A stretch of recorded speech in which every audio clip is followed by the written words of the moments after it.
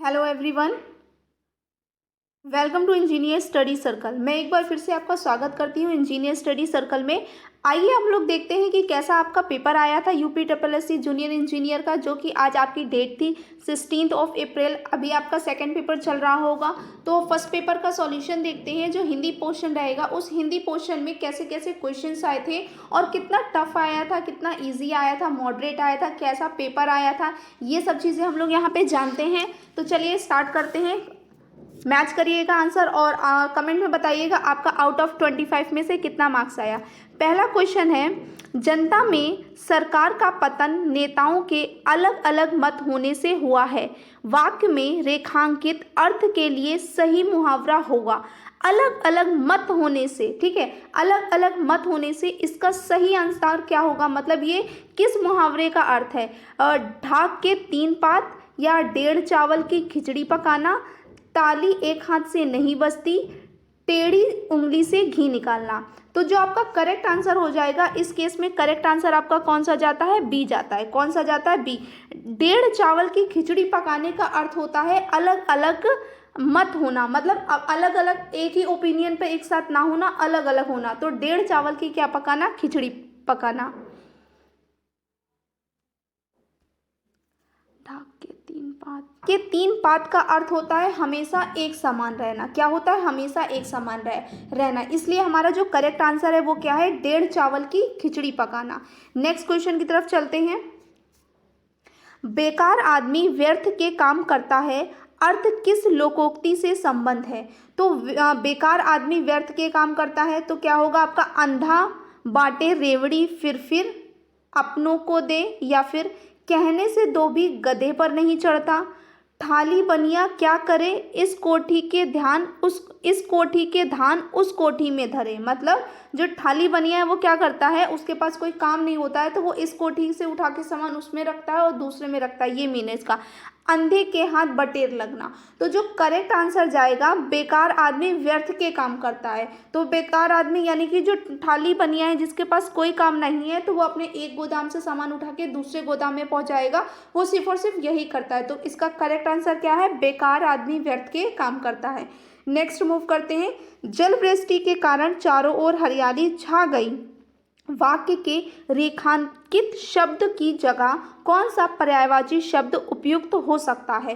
तो यहाँ पे जल वृष्टि की जगह पे वर्षा का यूज किया जा सकता है, क्योंकि वर्षा ही क्या है आपका जल वृष्टि का एक पर्यायवाची शब्द है। नेक्स्ट है, निम्नलिखित किस वाक्य की क्रिया आकर्मक है। ठीक है, आकर्मक क्रिया वो होती है जिसमें कर्म पर आपको नहीं पड़ेगा। ठीक है, कर्म हो रहा है उसमें किस पे हो रहा है वो नहीं पता होता है। तो करेक्ट आंसर यहाँ पे कौन सा हो जाएगा हमारा, पक्षी उड़ रहे हैं। नेक्स्ट मूव करते हैं। 1 लीटर दूध दो। 1 लीटर दूध दो में विशेषण पद कौन सा है। ठीक है, आपका सर्वनामिक है, परिणामवाचक है, संख्यावाचक है, या गुणवाचक है। यहाँ पे बोला है 1 लीटर, तो 1 लीटर तो परिमाण को मापा जा रहा है ना, किसी की क्वांटिटी को बता रहे हैं। तो यहाँ पे कौन सा आंसर हो जाएगा, परिणामवाचक हो जाएगा। नेक्स्ट है, यहाँ पे आपको मैचिंग करनी है, ठीक है, मुहावरों का। तो गीदड़ भक्की, अगर मैचिंग का हम लोग यहाँ पे देखेंगे तो गीदड़ भक्की का क्या होता है, व्यर्थ की हाँकना। ठीक है, क्या होता है यहाँ पे, व्यर्थ की हाँकना। नेक्स्ट है, घड़ों पानी पड़ना। ठीक है, घड़ों पर पानी पड़ना का अर्थ आपका यहाँ पे क्या हो जाएगा, सी हो जाएगा, लज्जित होना। क्या होना आपका, लज्जित होना। फिर है गुस्सा पीना। गुस्सा पीना मतलब क्रोध दबाना, और आवाज उठाना मतलब विरोध करना। तो इस तरीके से जो करेक्ट आंसर गया वो हमारा कौन सा गया, डी वाला। नेक्स्ट मूव करते हैं। निम्नलिखित वाक्यों में से शुद्ध वाक्य कौन सा है। उसको दुर्जन कहकर पुकारना अनुचित है, उसको घमंडी कहकर पुकारना ज्यादती है, या यहाँ अशोभनीय वातावरण उपस्थित है, यह ग्रंथ विद्वता से भरा है। तो करेक्ट यहाँ पे क्या हो जाएगा, आपको यहाँ पे शुद्ध वाक्य बताना है। तो शुद्ध कौन सा हो जाएगा, यह ग्रंथ विद्वता से भरा है। अगर इन केस में आपको कोई सा लगता है कि कोई आंसर्स आपको यहाँ पे गलत आपको लगता है, तो वो आप कमेंट बॉक्स में बता सकते हैं, तो उसको उस तरीके से फिर से एक बार चेक किया जाएगा। अगर इन केस आपको लगता है कि ये रॉन्ग हो सकता है, बट यहाँ पे पूरी कोशिश रहेगी कि आपको हमेशा एक्यूरेट आंसर ही बताया जाए। नेक्स्ट मूव करते हैं। मैं संध्या के समय को नित्य खेलने जाता हूँ, उक्त वाक्य में कौन सा भाग गलत अर्थ है, ठीक है। मैं संध्या के समय, ठीक है, दो है। संध्या का मतलब ही क्या होता है, शाम, यानी कि आपका शाम, संध्या मीन्स क्या हो गई, शाम का हो गया। तो यहाँ पे दो यूज है ना, मैं संध्या के समय जाता हूँ, तो मैं संध्या को नित्य खेलने जाता हूँ, ठीक है। तो यहाँ पे करेक्ट आपका कौन सा हो जाएगा, यहाँ पे जो गलत है, एरर है, वो कौन सा होगा, के समय होगा। या मैं संध्या को खेलने जाता हूँ, ठीक है, या इस तरीके से होगा, तो यहाँ पे गलत कौन सा हो जाएगा, के समय वाला। नेक्स्ट है, निम्नलिखित वाक्यों में से शुद्ध वाक्य कौन सा है, यहाँ पे शुद्ध वाक्य बताना है। आकाशवाणी से समाचार प्रकाशित होता है, माँ बच्चा दोनों ही गायब हो गए, भारत और नेपाल के बीच घोर संबंध है। अरे संबंध है तो कैसा संबंध है, घोर है या कनिष्ठ है, उससे कोई मतलब नहीं, संबंध है। आपका दीपावली की घटना पर अवश्य आना, दीपावली की घटना नहीं, दीपावली पर अवश्य आना, ऐसे बोला जाता है। तो यहाँ पे कौन सा हो जाएगा, शुद्ध वाक्य हो गया, माँ बच्चा दोनों ही गायब हो गए। नेक्स्ट है, आयु में छोटा होने पर भी वह उसके कान कतरता है। तो कान कतरने का अर्थ यहाँ पे क्या हो जाएगा, कमर कसना, बहुत चतुर होना, काम तमाम करना या खटाई में पड़ना। तो कान कतरने का अर्थ होता है आपका बहुत चतुर होना। ये ऑलरेडी आपको जब मुहावरे वाला पोर्शन कराया गया था उसमें ये आपको बताया गया है। नेक्स्ट है आपका निम्न में से नश्वर का विलोम क्या है, ये वाला भी मैंने आपको कराया हुआ है। तो नश्वर का विलोम शब्द क्या होता है आपका, शाश्वत होता है। नेक्स्ट है, पिनाकी और चंद्रमौली निम्नलिखित में से किस शब्द के पर्यायवाची हैं। तो पिनाकी और चंद्रमौली किसके लिए यूज किए जाते हैं, महादेव के लिए यूज किए जाते हैं। आप चंद्रमौली यानी कि चंद्र महादेव ही तो अपने सिर पे रखते हैं ना, तो आप इससे भी अंदाजा लगा सकते थे, अपना आंसर यहाँ पे भी आप इस तरीके से भी करेक्ट कर सकते थे। नेक्स्ट है, निम्न में से संयुक्त शब्द का, संयुक्त का विलोम शब्द क्या होता है, संयुक्त का विलोम शब्द वियुक्त होता है। क्या होता है, वियुक्त। नेक्स्ट है, अर्थ का विलोम शब्द क्या है, ये भी मैंने आपको करवाया है। अर्थ का विलोम शब्द क्या होता है, इति होता है। इसमें से बहुत सारे ऐसे क्वेश्चंस हैं जो आपको करवाए गए हैं, वही एग्जाम इसमें आ गए हैं।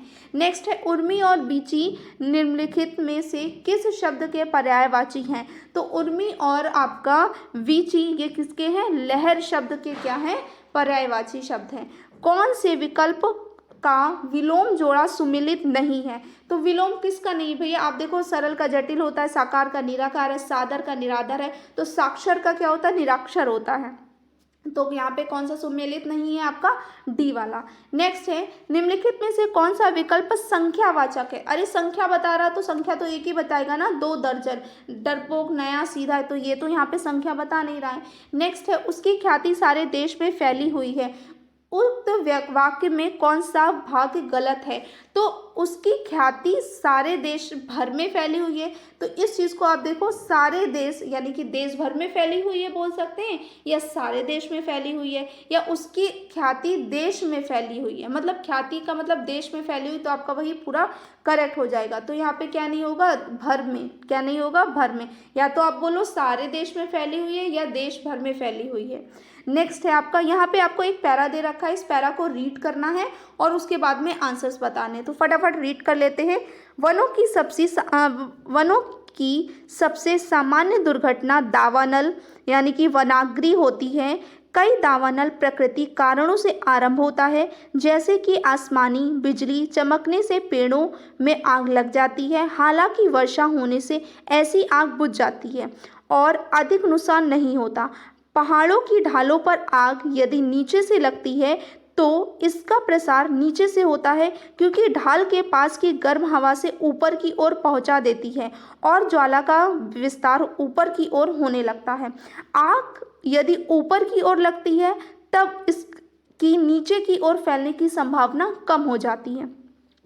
हिमालय पर्वत की सबसे नई पर्वत श्रृंखलाएं दावानल के प्रति सबसे अधिक संवेदनशील हैं। पश्चिमी हिमालय के वनों में पूर्वी हिमालय के वनों की तुलना में बार बार आग लगने की संभावना बनी रहती है। ऐसा इसलिए होता है क्योंकि पूर्वी हिमालय के वन उच्च वर्षा घनत्व वाले क्षेत्र में स्थित होते हैं। चीर यानी कि पाइन के वनों के गहन प्रसार के साथ हिमालय के कई हिस्सों में दावानलों की बारंबारता तथा तीव्रता बढ़ी है। हिमालय के इन खास तौर से गढ़वाल हिमालय से के वन पिछली कुछ गर्मियों में से निरंतर आग पकड़ रहे हैं, जिससे उस क्षेत्र की वनस्पतियों का क्या हो रहा है, भारी नुकसान हो रहा है। नेक्स्ट मूव करते हैं। दावानल प्रायः मौसमी होते हैं। ये प्रायः सूखे मौसम में प्रारंभ होता है तथा समुचित सावधानियों द्वारा इन्हें रोका जा सकता है। सामान्यतः आग केवल तभी फैलती है जब इसके मार्ग में ईंधन सूखी वनस्पतियों की निरंतर आपूर्ति होती है। इसलिए दावानल को नियंत्रित करने का सबसे अच्छा तरीका इसे फैलाने से रोकना, जो हम वनों में छोटे छोटे गड्ढों की सफाई द्वारा हासिल कर सकते हैं। दावानल को रोकने के लिए कुछ अहम सावधानियां होती हैं। सबसे पहले आग के स्रोत या ज्वलनशील स्रोत को दहनशील या ज्वलनशील पदार्थों से अलग करके रखना चाहिए। दूसरा, आग के स्रोत पर नज़र रखनी चाहिए या इसे नियंत्रित रखना चाहिए। तीसरा क्या करना चाहिए, दहनशील या ज्वलनशील पदार्थों का अनावश्यक रूप से ढेर बनाकर या भंडारित नहीं करना चाहिए। ये था पूरा आपका पैराग्राफ, इसको हमने रीड किया है। अब हम क्या करेंगे, इसके बिहाफ पे दिए हुए क्वेश्चंस होंगे, उनके 4 ऑप्शंस होंगे, वहाँ पे हम आंसर करेंगे। पहला क्वेश्चन है हमारा, भारत में कौन सा क्षेत्र वनाग्नि या दावानल के लिए सबसे अधिक प्रवण है? तो कौन सा है यहाँ पे, तो पश्चिमी घाट यानी कि पश्चिमी तट की बात कर रहे हैं। क्या होगा आपका, पश्चिमी होगा। नेक्स्ट है, निम्न में से कौन सा एक उपाय दावानल को रोकने के लिए महत्वपूर्ण है? तो लंबे समय तक शुष्क बने रहने से रोकना है या वन के समीप ज्वलनशील, तो करेक्ट हम लोग का क्या हो गया, बी हो गया। नेक्स्ट मूव करते हैं। निम्नलिखित में से कौन वनों के संरक्षण की एक बड़ी समस्या है? तो संरक्षण मतलब उनको सही रखना या सुरक्षित रखना का क्या है, एक दावानल क्या है, एक बड़ी समस्या है। नेक्स्ट क्वेश्चन, किस प्रकार के वन दावानल की चपेट में आ जाते हैं? तो ऐसे वन जो पहाड़ों की ढाल पर उगते हैं, या ऐसे वन जिसमें कचरा नहीं पाया जाता, या ऐसे वन जो उच्च वर्षा घनत्व वाले क्षेत्र में उगते हैं, या ऐसे वन जो उच्च वर्षा घनत्व वाले क्षेत्र में नहीं उगते हैं। तो कैसे वन तो दावानल की चपेट में आ जाते हैं, वो भी होगा, ऐसे वन जो उच्च वर्षा घनत्व वाले क्षेत्र में उगते हैं। आसमानी बिजली की वजह से जंगल में लगने वाली आग लंबे समय नहीं जलती है, क्योंकि लोग उसे तुरंत देख लेते हैं, क्योंकि आग केवल सतह पर लगती है, क्योंकि यह आग वर्षा से तुरंत बुझ जाती है, या क्योंकि यह केवल वर्षा ऋतु के दौरान उत्पन्न होती है। तो यहाँ पे करेक्ट आंसर कौन सा है, सी है। नेक्स्ट मूव करते हैं। पांडवों की 13 वर्ष तक वन, तो वन का यहाँ पे पर्यायवाची पूछा है, तो सबको पता है वन का पर्यायवाची क्या होता है, जंगल होता है। नेक्स्ट और लास्ट है आपका, सोहन गांव का मकान देख रहा है। इस वाक्य में क्रिया कौन सा शब्द है? सोहन गांव देख रहा है या मकान, तो यहाँ पे कौन सा हो जाएगा, देख रहा है। आई होप आपको ये सेक्शन समझ में बहुत अच्छे से आ गया, सबने अपने आंसर्स को मार्क कर लिया है। तो आप कमेंट में ज़रूर बताइए कि आपके आउट ऑफ में यहाँ पे कितने मार्क्स यहाँ पे आपको करेक्ट हो रहे हैं। आपको सेक्शन अगर समझ में आता है और पसंद आता है तो प्लीज़ इस चैनल को आप सब्सक्राइब कर लीजिए और आप लाइक करना ना भूलें। Thanks for watching and keep learning.